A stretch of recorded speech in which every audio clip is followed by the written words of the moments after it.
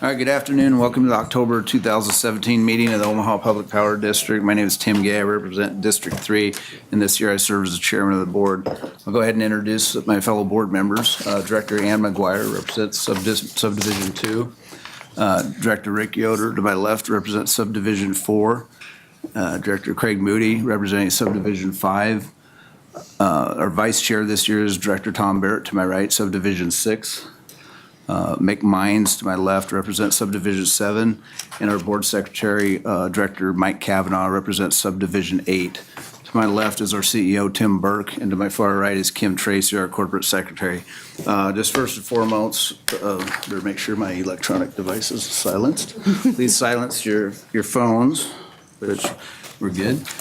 And then the agenda is made public. It's out in the back. If anybody needs an agenda, this meeting is being streamed live on the internet at OPPD.com. And our meetings have regular comment periods on the agenda for public comment.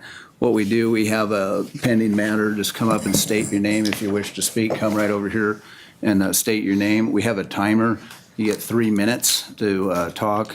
Direct any questions you have to me, and I'll try to sort them out as we can, answer them if I can, or give them to the direct person. But you're being timed. The red is 3 minutes, yellow is 2 minutes, and green, or other way, green is 3 minutes, yellow is 2 minutes, and when it's red, your 3 minutes is done. So please excuse us. You can finish up your comments if you're in the middle of your comments, of course. So we'll work with you.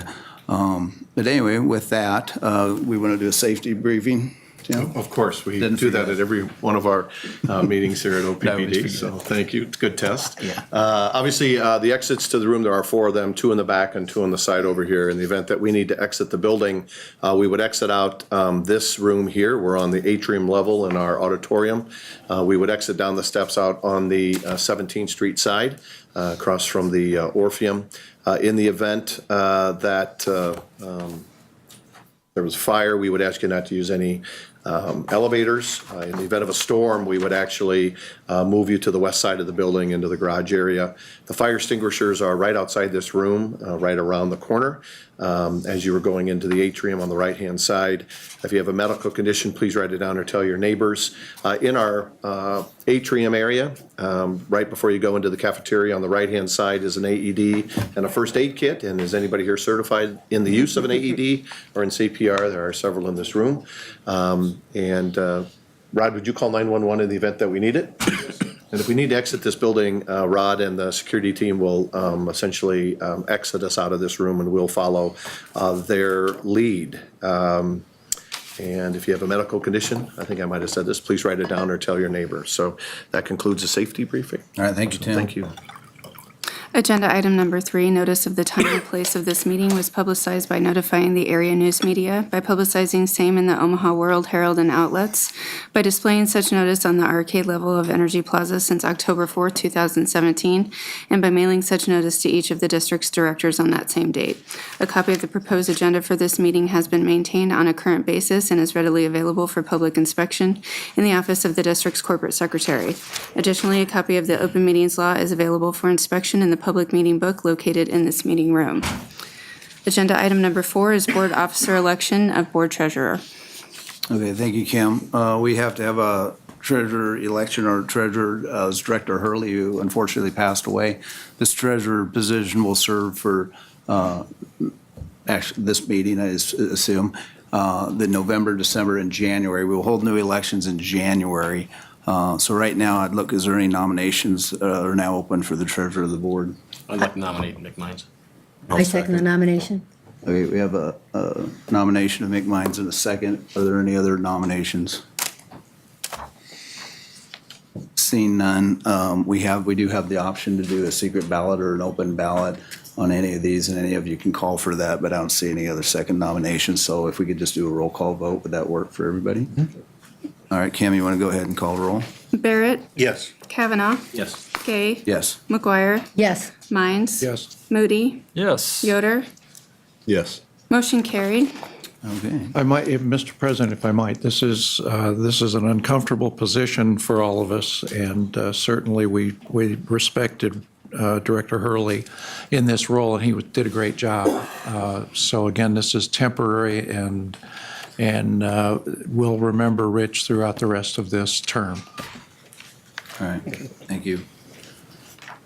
Now to the consent agenda items. Item 5 is board approval of the August 2017 Comprehensive Financial and Operating Report, the September 14, 2017 board meeting minutes, and the October 12, 2017 agenda. Item 6 is board approval to use regulatory accounting to establish regulatory assets for supplemental pension and other post-employment benefits and match the recovery of supplemental pension and other post-employment benefits, resolution number 6205.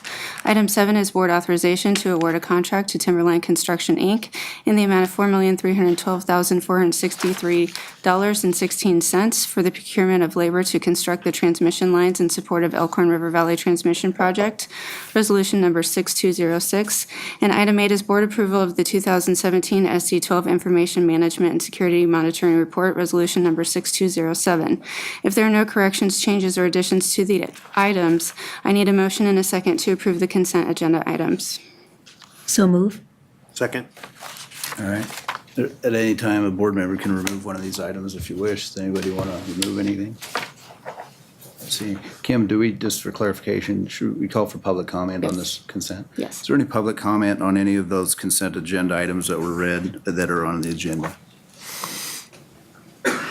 David Corbin, 1002 North 49th Street. I just have a question. I was there for the committee meetings when you were talking about security monitoring.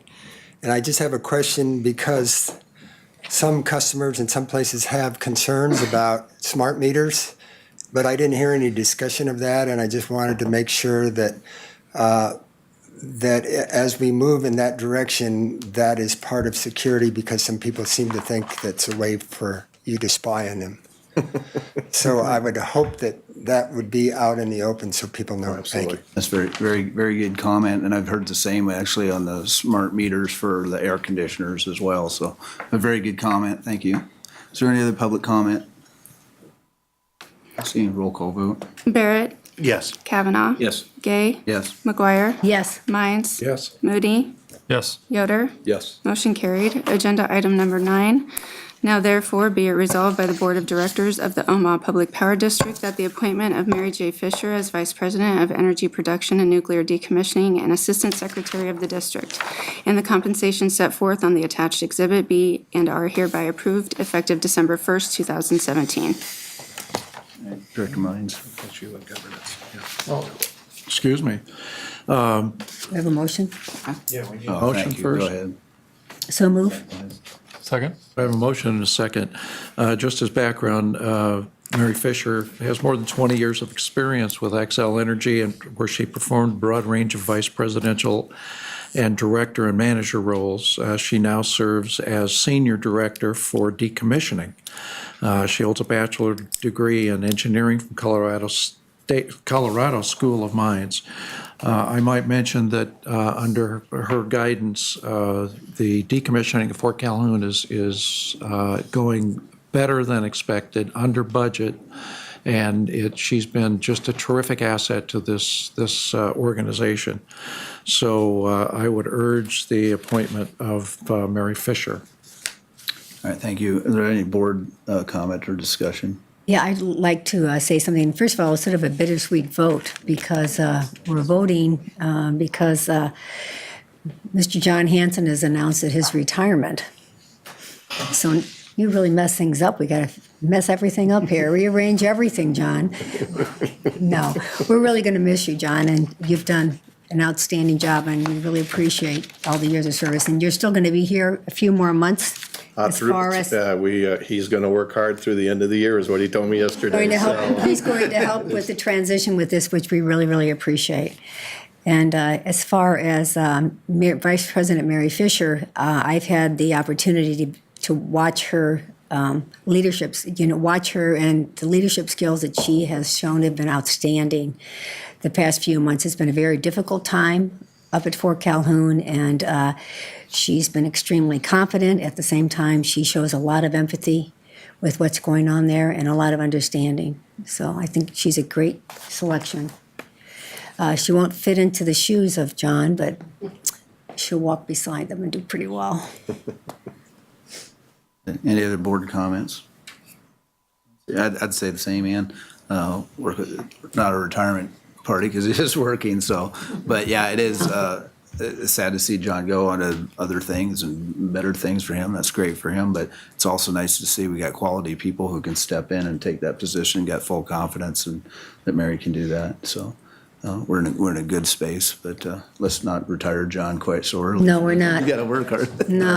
He has his to-do list. Yes, he does. So I'm taking his name off his door upstairs. We know where he lives. Okay, If you this wouldn't is, mind, I'd just like to, sure, go just say a ahead, couple things. There was a great opportunity for us to begin to kind of shrink the senior management part of the organization as well, and in kind of concert of to be focused on our lean principles and cost and process improvement principles as well. And we've kind of expanded them out for very clear reasons to have focus and clarity and focused on cost and process improvement. And really to improve the quality in each of the business units. And so I was out at Substation earlier today, and they asked me this question about, are you kind of squeezing back down the number of the senior managers, and when that opportunity exists, and when we have the right skill sets of people and the right leadership to be able to do that, we will look for opportunities to consolidate and to think about that kind of management cost and leadership cost in that regard. So we'll have an opportunity to do that, over the next several years as well. So we'll look for those opportunities when we can and when it makes sense. And to just echo the bittersweet, John was very open and upfront, which helps certainly me. And said, I'll give you a 6 months notice, and he's been able to do that. And between Mary and John and Javier, or Mary and Javier, that'll give them an opportunity to kind of create a transition plan, not only for the energy production folks, but for the energy marketing folks. And so it's a great opportunity, and they all of them are fully aligned and kind of both feed in. We've communicated the intent of this to their employees, certainly at Fort Calhoun, and in the energy production and marketing folks. They've had the opportunity to meet with their leadership, and we'll be cascading out. And my guess is Mary will be on a tour pattern here shortly to get around to the different production operations groups. But it is a great opportunity that we have to consolidate these functions to create greater efficiencies in the organization. Yeah, I agree. One thing though too, and I don't want to discuss personnel issues at all too much on that, but however, as I said earlier, it's nice that we could go crossways this time, but there are still plenty of other opportunities, a lot of good leaders in OPPD as the board has seen. Mm-hmm. So I think there's other opportunities. I think this is the third change we've had in some of our senior leadership, either through retirements or taking other job opportunities. But I think it's very important that the rest of OPPD knows there are upwards potential and good leadership. We may be looking for efficiencies all the time, but I've been so impressed, and I know we all have, with some of the people we have on board. So I think and I know you always put that message out there, but as a board, I think we all have that same feeling. So I think I can speak for the whole board on that. Mm-hmm. So, okay, with that, that says any public comment on this position? Can we vote on this then? Barrett, Yes. Kavanaugh, Yes. Gay, Yes. McGuire, Yes. Mines, Yes. Moody, Yes. Yoder. Yes. Motion carried.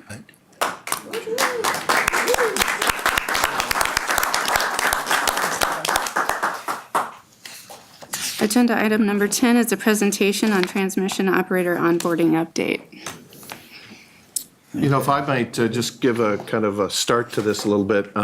So we have part of you've heard pieces of this in concept, and you'll be hearing more about it, but one of the items in our our integrated energy marketplace work that we're doing is to increase kind of our services in that municipal and wholesale market. And this opportunity presented itself for us to be a transmission operating organization on behalf of a couple municipalities here in the state of Nebraska.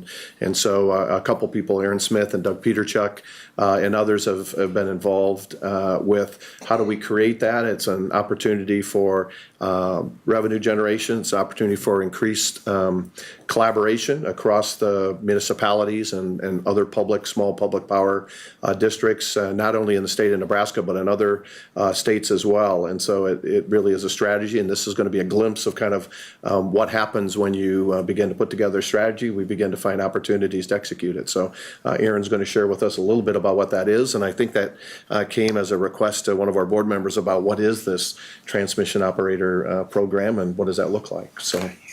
All right, thanks, Tim. Good afternoon, everyone. I'm going to give a brief update on our onboarding process to become the transmission operator for both Hastings Utilities and Grand Island Utilities.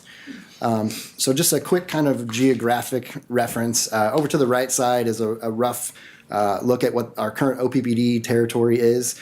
Grand Island and Hastings are both independent municipal utilities in the south central region of Nebraska, and they both have transmission facilities that fall under the jurisdiction of NERC. So earlier this year in 2017, both Grand Island and Hastings were required to become a registered transmission operator, or TOP, with NERC. As I mentioned, they've always had facilities under NERC, but because of size and some various other factors, they weren't required to become a full registered TOP.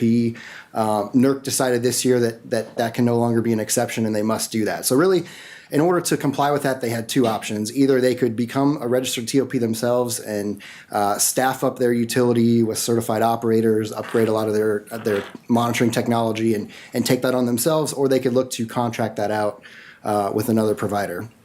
As I mentioned, they do both own and operate the 115 kV facilities.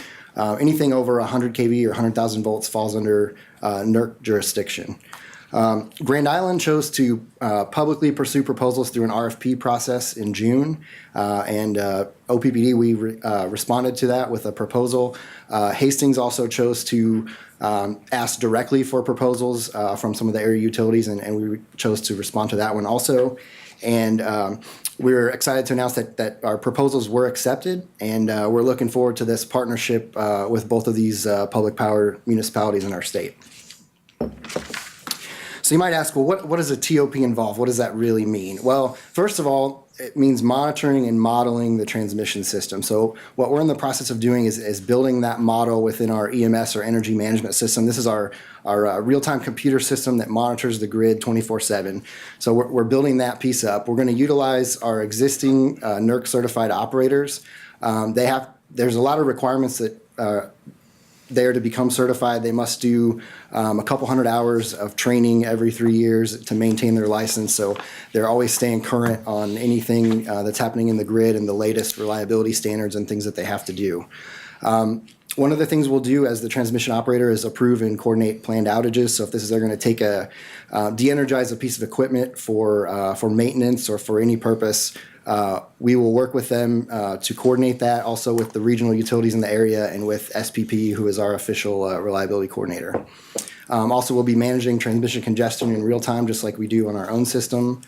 We'll be completing some real-time assessments. So in the background on our system, all the time, we try to stay one or multiple steps ahead. So all the time, we've got our system running of, if we lose a piece of equipment, what does it look like next? And so we'll be doing that for their systems as well.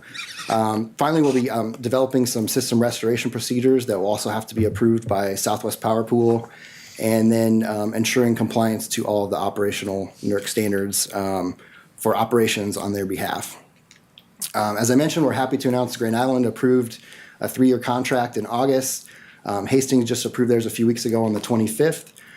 We've begun some of the onboarding work with both utilities, so we're working on developing fiber communication paths, building up the system models, getting that piece ready. And then the final thing I want to mention is because we're expanding our transmission footprint that we'll be operating, we do have to be recertified by NERC. So they're going to come in the plan right now is for them to come in about mid-January to our control center. They'll tour it, kind of ask questions about how the setup is going to work, and then they'll approve that. And then so we hope to be officially the TOP either late January or early February, kind of depending on that approval timeline. So that's kind of a brief overview. I'd be happy to take any questions from the board if there is any. Will any of our employees have to go out to Hastings or Grand Island?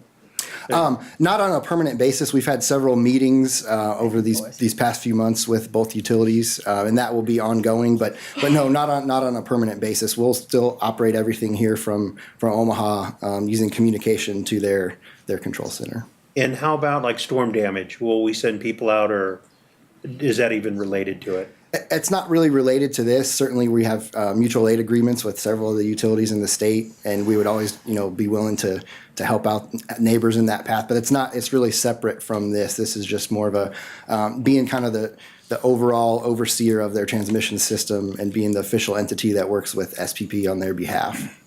So on that note, the transmission models that you do will end up basically with two separate transmission models for each customer, or is it integrated with what we're doing? It'll all be integrated. Right now, we already look at not just our area, but at the region. And so this is just modeling in a little more detail on the areas of Grand Island and Hastings, because now we'll be the operator for them. But we're always monitoring and evaluating what's happening in the region on the transmission system, because it is interconnected, and different events can affect us and we can affect others. And is there an intellectual property issue here?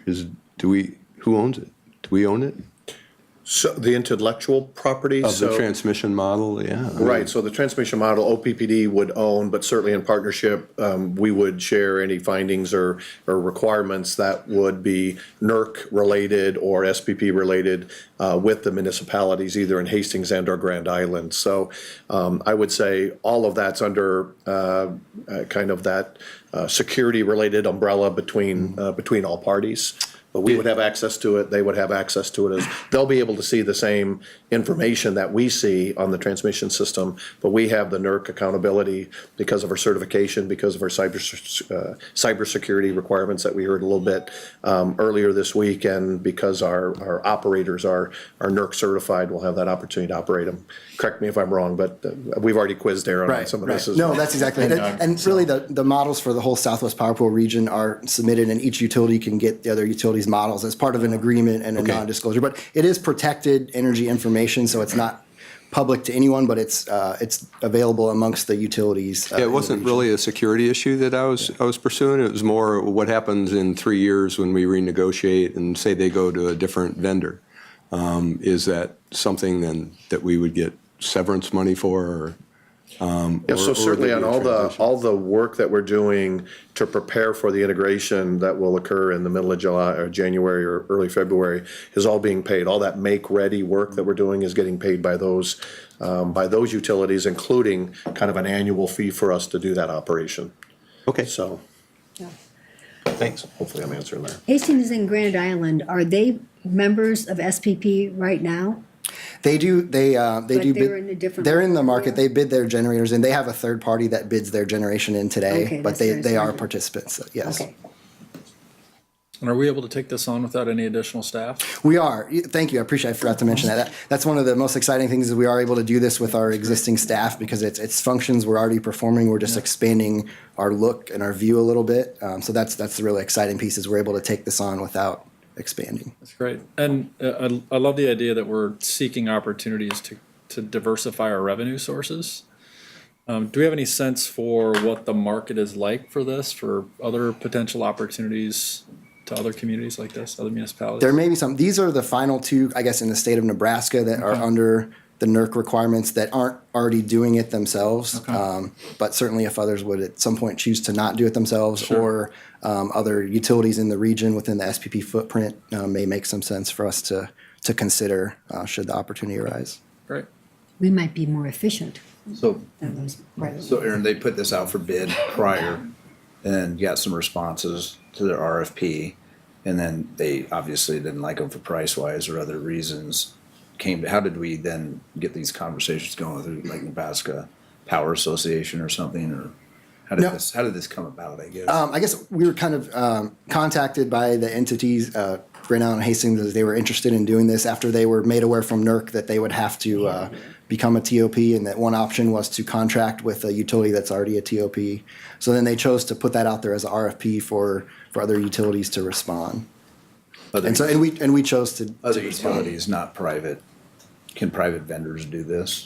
Sure, They could have, do yeah, that. certainly. Anyone who would want to take on being the requirements of a registered TOP. Yeah, Obviously, we're already are, so that played into our So, advantage. yeah, as Director Moody says, it's nice that it's not gonna cost our ratepayers anything more. Yeah. It's a good partnership and all that. I assume you're saving them money or they wouldn't be doing this either. But, you know, it's been a tough year in the legislature for public power. Maybe we might want to go and tell some people what we're doing about sharing. Well, we are. assets. We've met with quite a few, and obviously some were in the hearing a couple of weeks ago, but we are talking about this kind of cooperative nature around public power very clearly. Yeah. I mean, you don't have to- And I would just share, I've had the opportunity to meet with both of the general managers of both of those operations and spoke very highly of both Aaron and Doug in the work that they're doing and the teams are doing. They have great confidence, which doesn't surprise anybody on the OPPD leadership team at all, just because of the work that they both do and the quality and integrity and the honesty and the transparency that they operate in. But they've both been incredibly satisfied with our approach and our collaborative nature and what we're doing. So that my guess will be told to others as we think about this expansion. So. Okay. Any other questions? See any? All right, thank you. Good work. Thank you. Thank you, Aaron. Yeah, thank Good you. job, Thanks, Aaron. Aaron. And this is a presentation to the board that we do. We do a lot of these on Tuesday. There is no public comment on a presentation, if I'm correct. Is that? Correct. You could bring this up during any time that we'll have at the end of the meeting, opportunity to comment. But this is not open discussion for that. This is just public information, presentation. So, all right, thank you, Aaron. With that, it's the famous president's report, Pam. Yeah, well, I hate to disappoint you, it'll be short today. But, you know, a couple things regarding our generation. Both Nebraska City 1 and Nebraska City 2 operated at relatively high capacity factors. We had some small outages, you know, that we had to take the plants down and bring them back up. But relatively, you know, our plants were in the market and performing incredibly well. Some of the work we're doing, I think we've talked about before, is reducing the limits that we will enter into the market on those to keep our plants operating, to make them more efficient. That seems to be proving out where specifically during these kind of weak market times. So where there's not a lot of load in the market, but there's a lot of generation. Our plants are doing well in that market. And then also really the opportunity for us to increase the ramp rate of our generators quick in the market. As we see more renewables come into the market, there's that requirement to have generating plants being able to ramp up relatively quickly. And John and his teams have done a great job with that to be able to make that very effective. And that keeps our overall cost of operation lower. Renewable energy in the month of September anyway contributed to about 28%. You're going to see that climb. I saw some of the charts in October already. We'll see that climb.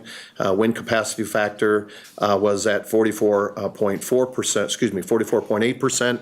And year to date, 28% of our retail sales are from renewable energy with a capacity factor of 41%. So we're seeing our generation perform very, very well. Just on the community side, we had, these are four, Mr. Foch is in here very directly. And participating in Corporate Cup, we had 22 employees that participated. They raised over $315,000, not just these 22 people or 4 people, but all of the Corporate Cup Challenge folks raise that amount of money. And it goes to a great cause to the American Lung Association and the community. So just another example of the OPPD team participating in the community as well. You know, these are kind of important times for us. We saw, and as Aaron talked about, both Hastings and Grand Island, just earlier this summer, we had Grand Island come into town to help us in restoration after the F1, F2 tornadoes. So those relationships in Nebraska with mutual aid are pretty clear. July, we went down to Kansas City and helped Kansas City Power and Light when they had some severe storms. And so mutual aid across the Midwest utilities, public or private, is a really strong relationship. That strong relationship doesn't always exist in other parts of the country, we're finding out. And so when public power is called upon to go help, whether it was Tampa Electric or whether it was Jacksonville Electric, you know, we had over 30-some people go to Florida. We had 35 of our contractors that we let go to go assist in that restoration in the Florida and the southern, southeast part of the United States. Our employees did just an exceptional job. I heard, which is always interesting, I heard back from the CEO of Jacksonville Electric very clearly, directly, about the work our employees did. And obviously through other, mechanisms, we hear from other utilities, but they were very pleased with our response, our work, the ability to kind of let our crews do what they do best every single day. And you would be really surprised on the number of Nebraskans that are living in Florida that actually got service from trucks from OPPD. So it was kind of interesting. I know Mo responded to a couple direct ones that came to him, but it's just a great opportunity for us to talk about our men and women that do that, across the country. And it wasn't too long ago where we were after Katrina down in New Orleans, and we were down in Mississippi, and then with Sandy, we had our cable splicers that spent quite a bit of time up in Lower Manhattan putting together the electric system for the subway systems in Lower Manhattan. So it's just part of our living out our core values of passion to surrounding our communities and caring for each other. So we're honoring the folks that participated in these mutual aid events with a little lunch or breakfast, a little opportunity for that. They all received a letter from me and specifically to their spouses, thanking them for letting them go and help support the restoration in these other parts of the country. So a great opportunity for us to talk about our men and women that do that work. And then kind of what's kind of important to us anyway is to remain focused on safety. So this is an individual by the name of Michael Formanak. He was a lineman. He died on January 19th, 1981, after making contact with a live circuit while working on a pad mount transformer on the west edge of Elkhorn. He was 36 years old at the time of his death. He'd been with OPPD for 12 years, and he was survived by his wife, his sons Jason and Alan, his parents, 4 brothers, and 1 sisters. And these are great reminders. I hear our employees after these meetings when we do kind of reference our employees that have died in the line of duty, just a reminder. And I was in the substation relay safety meeting today, and then did my safety observations in the field, and we talked just specifically about this, and they appreciated that constant reminder about how critical our work is and how safe we need to be around it. So with that concludes my president's report. All right, very good. Thank you. This time is opportunity for comment on any other public power district business. So if you want to have any kind of comment, come right up here. And as I said, again, state your name and address, and then we do have a timer going here. If you could be courteous to others, we appreciate it. David Corbin, 1002 North 49th Street. Today, representing the Nebraska Sierra Club as their vice chair. First, I want to give kudos to your expansion of wind and the fact that you were at the hearings and talking about wind, because as a public health person, it pains me to see people making unsubstantiated claims about what wind does to people's health. And so we need to be ever vigilant on that, and I appreciate the fact that you were there. On the customer satisfaction, I believe you're going to have a 30-day open period for comments. I just want to state publicly that having been at the committee meetings, one thing that I did notice is that there was absolutely no mention of the fixed rates. And as you already know, there were hundreds and hundreds of people who were in opposition to those. It's nice to set a goal of 20% below regional for your rates, but when by 2019 the monthly fee will be $30, that doesn't help people in apartments. It doesn't help people who are low income, and I would hope that you would address that issue with the possibility of decreasing that fixed rate. The Volkswagen settlement, I would hope that you will be at the public hearings. The public hearings are October 16th in Lincoln and October 18th in North Platte. And this is an opportunity for public power and utilities to actually increase your revenue by promoting electric vehicles. And with the money that's already there, it has an opportunity to jumpstart electric vehicles for the district and to promote charging stations. 15% of that 12 million can be used for charging stations. Just want to mention, I graduated from high school in Puerto Rico and taught there for 4 years, and so it pains me to see what climate change is doing to various places throughout the country. And as we have to keep reminding people, Puerto Ricans are Americans. And so it is with that when you showed the corporate cup, the American Lung Association has long been a supporter of the Clean Power Plan, just 30 as the seconds. Sierra Club has been. And so we want to continue in OPPD to work towards that goal. Green Fund, I want to say I'm hoping that there will be some new thing coming out with the Green Fund.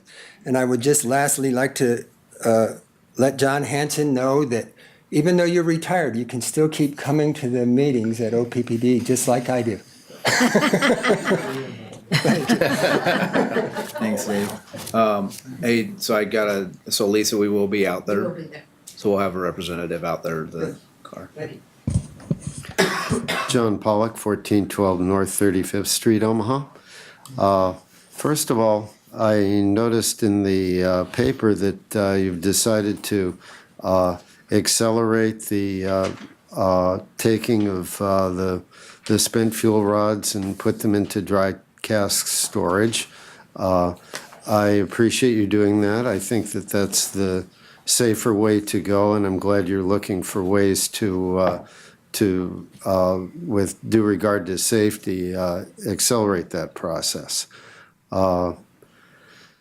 Second off, we're done with the cooling season and barely in the start of the heating season, so this is shut-off time, and I'm wondering how your pace of shut-offs compares with a year or two ago before the fixed fee was rising. And finally, when it comes to the weather, we're once again in a transition season.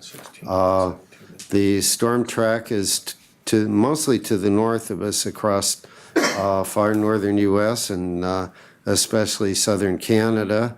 On the other hand, most of the severe weather, what there is of it, is confined further south, and it looks like it'll stay that way for a while. So this is kind of the benign period in our weather pattern. Of course, you can only see ahead so far, but I'm not seeing anything big coming along locally, just kind of a continuation of the way we've been going recently with, a fair number of fronts coming through, but nothing particularly aimed at our area. Thank you. Thanks, John. Thank you. Thanks, John. Hi, my name's Chelsea Gentry Tipton. Address is 3418 Franklin Street, and I'm actually here as the Omaha organizer for Sierra Club. First off, I wanted to give you, Kim, about 30 of the 400 plus postcards that I've gotten from people out here, really requesting that you guys push for a 100% clean energy goal in the strategic directives, number 7. From talking to the community members, really in all districts, people are really for clean energy. They understand the importance of it and the kind of the dire need for us to set the goal. And they really want to stress that it is a goal, it's not a commitment. And so it's not like putting you guys on the hook if we don't hit that 100%, but we really, really, really would like the goal. We kind of equate it to, your yearly goal of losing weight. You don't necessarily always do it, but you still set the goal and hopefully you get there. The other thing is people would really like to engage more with the board. Unfortunately, the meeting times are very inaccessible for most people. 4 o'clock, school is out, people are stuck in traffic. And so we'd really like for you guys to maybe to consider moving the meeting time or doing like a quarterly accessible town hall meeting for people so that everybody can kind of engage more with the board. Because as customer owners, they would really like to kind of see what's happening here and know more about this. The other thing, again, with shut off notices, I agree, it's winter. As somebody who's had shut off notices and been shut off in the winter, it's a dire situation. I understand the trend is down, but when you're a family who has been shut off and it's freezing outside, the trend doesn't really matter to you. You just need power. There are still people in this city who haven't had power for months, as well as water for months, and are unable to live in their homes and take their kids to school every day because of it. So I really would like to encourage everybody to look at that process as well. There's some different states that have kind of better models than we do, so people aren't just left in the lurch in the middle of winter. So thank you. Thank you. Is there any other public comment? I don't see any. Thank you all for attending. Thank you. We're adjourned.